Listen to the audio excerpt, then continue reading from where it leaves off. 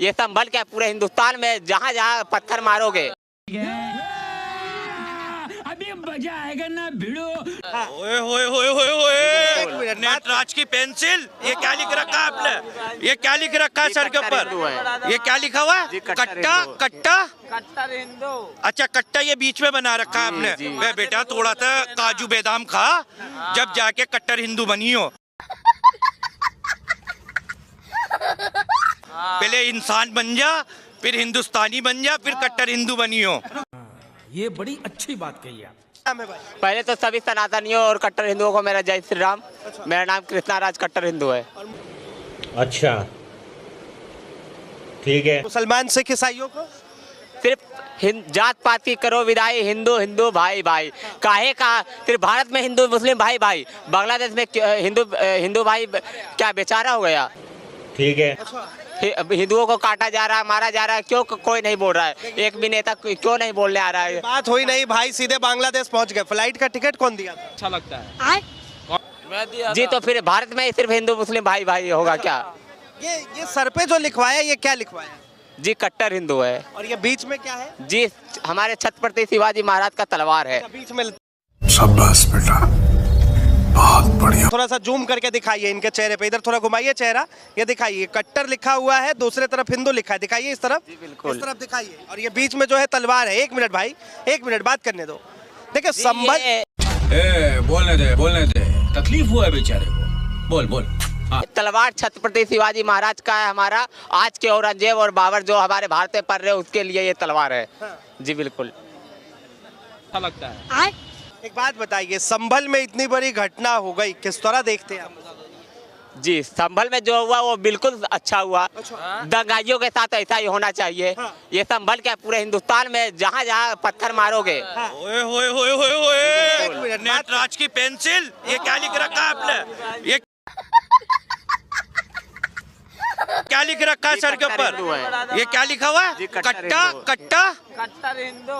अच्छा, कट्टा ये बीच में बना रखा है आपने। वे बेटा थोड़ा सा काजू बादाम खा, जब जाके कट्टर हिंदू बनी हो। पहले इंसान बन जा, फिर हिंदुस्तानी बन जा, फिर कट्टर हिंदू बनी हो। ये बड़ी अच्छी बात कही आप। अच्छा, एक मिनट मुझे चर्चा करने दो।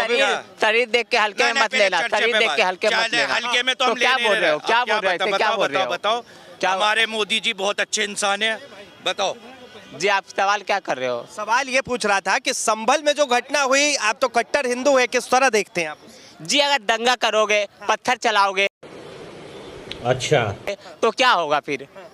पत्थर चलाने वाले पुलिस वाले ने तो नहीं मारा है, वो पत्थर चलाने वाले अपने मतलब पत्थर जो चला रहे तो वही। बिहार में क्या हुआ, 20 साल के नीतीश कुमार के शासन में क्या हुआ, इन प्रश्नों से बचने के लिए ही कभी धीरेन्द्र शास्त्री जी को वहां उतार दिया जाता है, कभी श्री रविशंकर को, कभी आपके विधायक होली जुम्मा पर बोलने लगते हैं, तो कभी और। ये बड़ी अच्छी बात कही आप। सर, होली और रमजान में इतना दिक्कतें हो रही हैं, आप लोग का मुंह उस टाइम पे नहीं खुला जब हज सब्सिडी दी जाती थी और भाजपा की सरकार आकर के हज सब्सिडी बंद की। दूसरी मेरी बात सर, टैरिफ की बात, आज तक टेस्ला कंपनी भारत में इसलिए नहीं आ पाई क्योंकि उनके ऊपर 200% टैरिफ लगाए, तो टैरिफ का खेल भारत की सरकार को भी आता है। शाबाश बेटा। एक साथ जवाब। सर, अगर आज संभल में ही ऐसा हो रहा है तो आपको नहीं लगता कि और स्टेट्स के लिए ये बहुत खतरनाक प्रेसिडेंट सेट हो रहा है? और हमारे संविधान जब सेक्युलरिज्म की बात करता है तो ये कितना खतरनाक है संविधान के लिए भी। जो ASI सर्वे हो रहा है संभल के मॉस में, उसका क्या पर्पस क्या है? अगर वहाँ पे हिंदू टेम्पल के रुइंस मिलते भी है तो क्या करेगी सरकार? जो संभल में अनुज चौधरी जी ने जो स्टेटमेंट दिया और योगी जी ने उनका प्रेज किया है, तो ये सच में लॉ एंड ऑर्डर मेंटेन करने के लिए या अपना हिंदुत्व एजेंडा सेट करने? ये बड़ी अच्छी बात कही आप। मेरा सवाल हेट स्पीच पे होगा कि अभी रिसेंटली एक कॉमेडियन ने अपने प्राइवेट शो पे कुछ बात बोली थी, तो उस पे 100 FIR फाइल किए गए। बट देश में जो इतने पॉलिटिशियंस और इतने लोग हेट स्पीच देते हैं, बट उस पे तो कुछ काम नहीं होता। शाबाश बेटा। इनको इम्यूनिटी मिली हुई है। मेरा प्रश्न ये है कि होली और जुम्मे की नमाज साथ में पढ़ रही है, लेकिन सिर्फ तनाव संभल में क्यों? पूरा देश शांत है। और अभी तो रुको, क्लाइमैक्स अभी बाकी है। मेरा सवाल ये है कि हमारे चीफ मिनिस्टर्स बिना मतलब से नफरत के बीच क्यों बो रहे हैं? एक साथ जवाब लो। जैसी ब्रज की भूमि पे, कृष्ण भूमि पर अगर महिलाओं का शोषण हो रहा है तो क्या गारंटी है कि बुरा न मानो होली पर आप लोग मुसलमानों के धर्म का भी। बेचारे को बोल बोल हाँ। शोषण कर देंगे। क्या गारंटी है कि तिरपाल ढके हुए मस्जिदों को सुरक्षा मिलेगी? प्लेसेस ऑफ वर्शिप एक्ट के अकॉर्डिंग 1991 कहा जाता है कि जो 15 अगस्त 1947 पे स्ट्रक्चर था उसे देखे जाएंगे। तो उस संदर्भ में जो संभल की कंट्रोवर्सी हो रही है उसका कानून के संदर्भ में आप क्या कहना चाहेंगे? वो कानून अभी मजा आएगा ना भिड़ो। क्या ये कहना सही नहीं है कि बस धार्मिक विवाद हमेशा चुनावी मुद्दा बन के रह गए हैं? आपको थोड़ा सा नीचे आना पड़ेगा, मेरा माइक वहां तक।